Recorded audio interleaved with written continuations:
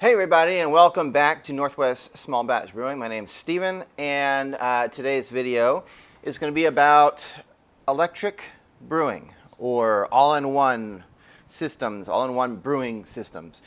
There's a little bit of trickery involved to get them to work right, and a little bit of just understanding your limitations.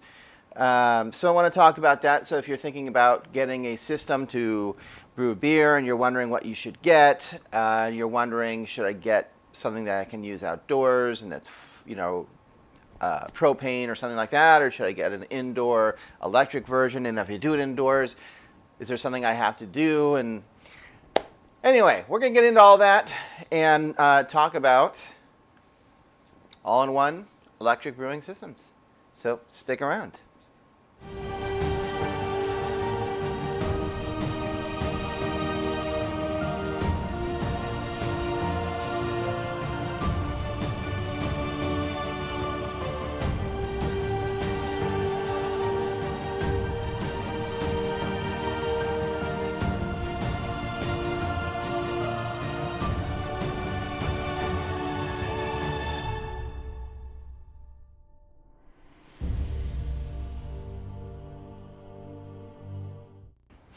All right, folks, let's get started. I got my coffee. It snowed a little bit last night.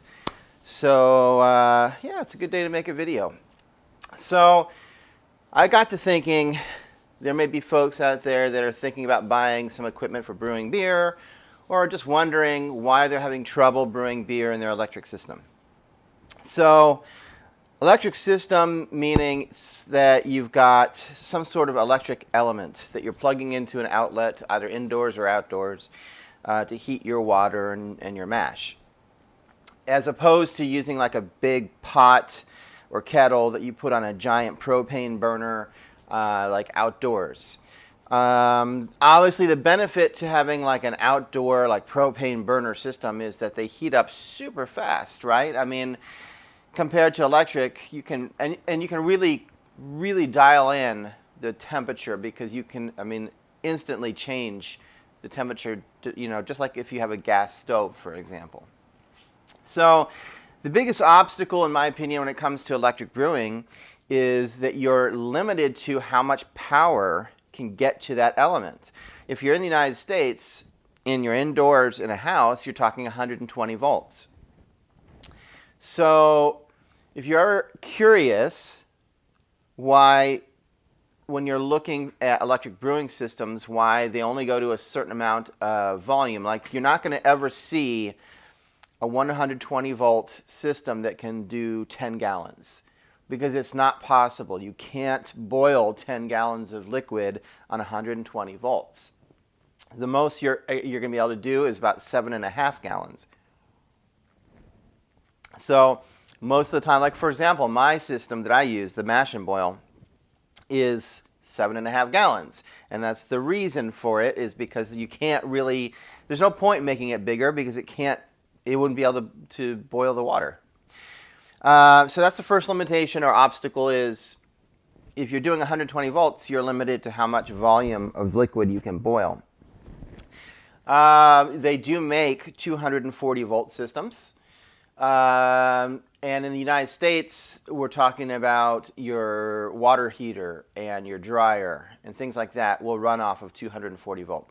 Those require special outlets, special cabling, special electrical inputs into your panels and stuff. I don't I'm not an electrician, but you don't want to mess with that kind of power.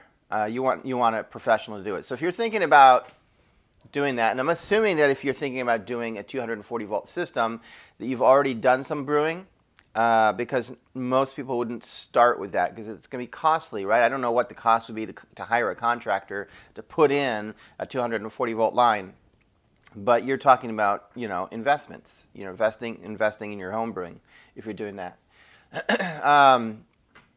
But that is one option. If you want to do, if you're wanting to do electric brewing and you want to do more than 5 gallons, if you want to do like 10 gallon batches or 20 gallon batches, you're going to need 240 volts. So you're going to have to figure that out or you're going to have to switch to like a gas outdoor like propane system. Anyway, let's see. Let's talk more about the 120 volt, because I think most of us, like myself, are going to be using 120 volts, like indoors, like in your kitchen, which is what I do. The largest wattage of the element that you can get that's going to work with 120 volts is a 1600 watt element. Actually, I think it's 1650, but I don't think you can get a 1650, so it's just 1600. Like my system has a switch, and I can go back and forth between a 1600 watt or I don't know if it's 14 or 1450, something like that. So if you don't need to use as much power, the main reason I can think of for that is like for your mash. You don't necessarily need to run 1600 watts for your mash. Maybe you want to do a lower one so that you don't scorch the kettle. Anyway, so 120 volt, that's the outlet that you're plugging into in the United States. Technically, that can go up to 2,000 watts. I'm talking about the element now. I was just saying you can get up to 1600, well, technically 1650, but 1600. But technically, that outlet can go up to 2,000. The problem with that is they don't exist.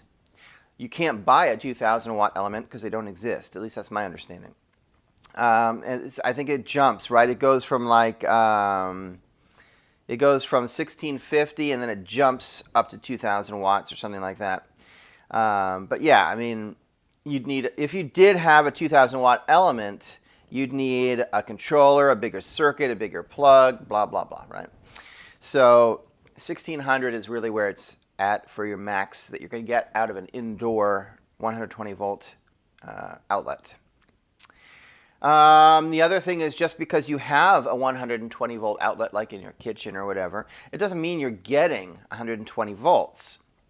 There are things called voltage drops, right? It can be for a myriad of reasons.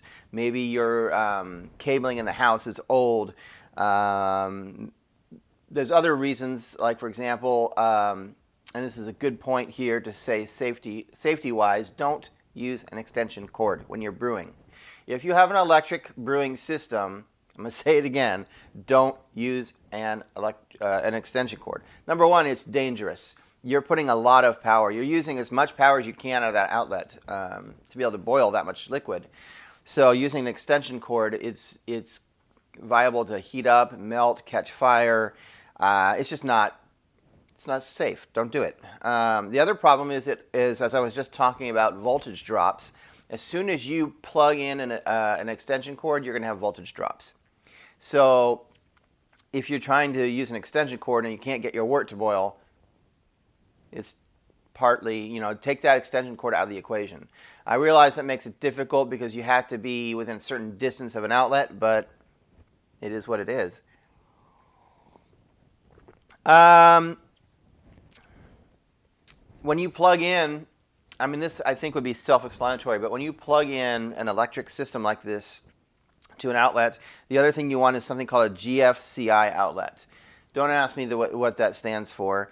What it is most, like any house you buy in the United States today, when you get an inspection, they're going to look for this. Anywhere where there's an outlet that's near liquid, so your bathroom and your kitchens, they have these special GFCI outlets. You'll recognize them by the little buttons that are on them that say test and reset. That is not a breaker like a power surge breaker like a lot of people think. That's actually a liquid emergency sort of shutoff. If there's any liquid detected by that system, it will pop and it will just shut off the electricity to that outlet. So it's a safety feature. And since you are working with a lot of liquid when you're making beer, it makes sense to have it plugged into an outlet that has one of these safety features on it. So Like for example, I do it in my kitchen, and I have a GFCI outlet right next to my stove in the kitchen. This is in most manuals also, like when you buy an all-in-one brewing system that's an electric system. But in case you didn't read the manual or weren't sure, some of them come with pumps, some of them don't. If they don't come with a pump, you usually end up buying one because you want to be able to recirculate to help keep an even temperature in your mash. So the first thing is, as I was just saying, you use the pump for your mash to recirculate your mash. It helps keep it temperature-wise, extracts better sugar. That being said, don't run the pump don't run it dry, first of all. And so that's my first recommendation is don't walk away from this thing, because if you turn on the pump full blast, it will drain the liquid too quickly and it will run dry because it can't keep up. So when you run the pump, you usually want it on the just slightest little trickle.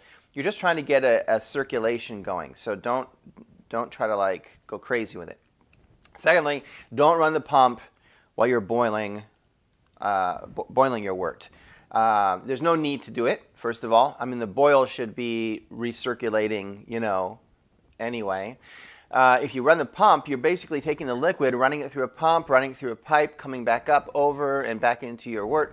Basically, that entire distance and everything that is moving is going to lose some heat. Maybe not a ton, but it's enough where, if you're trying to boil a lot of water, you don't want, any kind of possibility. You have to basically remove any possibilities of things that could potentially stop you from being able to boil that liquid.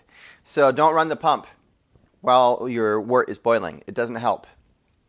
Obviously, elevation makes a difference. There are some places that are a higher elevation, and my apologies, but I don't have an answer for that. I mean, you may have to go with a 240 volt system, or just do an outdoor gas system instead, because elevation is going to affect your ability to boil at different temperatures, and that may be difficult. All right, so solutions. I'm giving you all the problems, right? So what would be the point of telling you all the problems if there weren't a way around it? Because obviously I'm making beer with an electric system, so there is a way to make it work. So, first of all, and I'm probably going to get some negative comments at some point about this, but when you're boiling or trying to get to a boil, partially cover the top with your lid. Now, the reason I say I'm going to get some negative comments is because people are very, very opinionated about putting any kind of cover over your wort that's going to boil. There is a chemical that is produced when you boil the wort. It's not in there until you boil the wort, which is why you can do these no-boil beers. Basically, they're called raw ale, where you don't boil, because if you don't boil it, you don't introduce the chemicals that are going to cause these off flavors. So they have done extensive testing at very large companies and have determined that you don't have to have it completely open. If you do like half, 3/4, and it still allows steam to escape, but just not as fully, they have determined that does work. That does work to allow those chemicals to escape and those off flavors to get out. So, don't take my word for it. Obviously, brew beer how you want, but if you're having trouble boiling with an all-in-one electric system, that's one thing you can do, and you should give it a try, is partially covering with the lid during the boil. And you'll, avoid getting DMS issues from that. The other thing is that a lot of systems you can buy insulator jackets. So look at your system, look at their website, and remember that even the one I bought, which was years ago at this point, they've already come out with new versions of it that are, better, and they've made tweaks to it. You can a lot of times get accessories. So you can get a lot of times insulator jackets. If you can't, you might be able to buy a third-party insulator jacket. Make sure you get one that can handle the heat, however. You don't want to end up melting or burning or something, but an insulator jacket obviously is going to help keep you from losing that heat when you're trying to get it to boil. What else can I tell you? Let me see. I've got one final note here, I think, as far as... Oh, okay. Right. So this is my final, this is my big secret as to how to make these all-in-one systems work. And that is, don't follow the recipe directions on how much water you need to use. You can make a beer with less water. It will be concentrated, and then you can top it up to bring it back to where it should be. So what I mean is, for example... and I learned this, by the way, I don't want to steal someone else's idea. The mash and boil system that I have, there is a forum out there, and I read this on some forums about, they were suggesting to do this, that you'd get better efficiency, and it will boil more easily, and sure enough, they were right. So the idea is, I will start with about 3 to 3.5 gallons of water. Lately, I've been doing 3.5 for my mash. And so let's say you do... I estimate that I lose about 1/2 gallon of water just to the grain absorbing the water. So I've got some examples here. If I mash in with 3.5 gallons, which is what I normally do, and 1/2 gallon of it is absorbed into the grain during the mash, when I drain out the mash, I'm left with 3 gallons of water. You with me so far? So we've got 3 gallons of water in there. And then I sparge 2 gallons of water on top of the grain to rinse the grain. So 3, sparging 2, I now have 5 gallons, right? 5 gallons to boil. 5 gallons on 120 volts to boil works. You can do it much more easily than trying to boil 7 or 7.5 gallons. It's much more easy to do that. So I do the boil, and then I estimate that I lose about 1 gallon during the boil. That's an estimate. It's not always that way. Sometimes it's a little less, a little more. But in that case, what I'm going to end up at the end is something like 4 gallons. I've had less, 3.5, 4 gallons. But what that means is it's concentrated. It's more concentrated wort than you'd normally get if you were trying to do it following the recipe and ending the exact right amount. I like this method anyway because you can never estimate one person's system from another, and if you use the recommended amount of water, you might end up with too much or too little.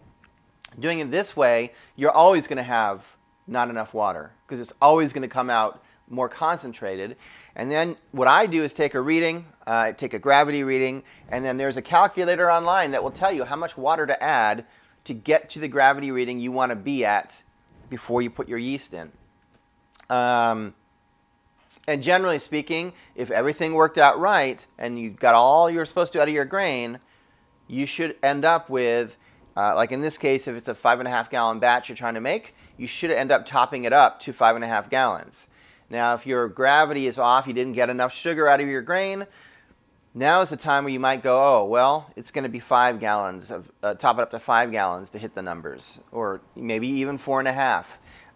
But it helps you hit the right numbers to get the right consistency and body for your beer, which is another, I think, benefit of doing it that way, is you have more control. All right, guys, that's all I have to say. I don't know if that helps or not as regards to how brewing in an electric system differs from a, outdoor using a gas system. One last thing I didn't mention, but I would think it would be obvious, is make sure that you open a window or two when you're doing it indoors, and that you turn on the fans on your stove, because obviously it generates a lot of steam, and you don't want all that steam, in your house. It's going to end up turning to mold and whatnot. So just make sure that you have open windows and good ventilation if you're doing it indoors. As always, remember to like and subscribe. It helps me out a lot. And day around, I will have another video in a week. Always making something. So have a good week, and as always, keep on brewing.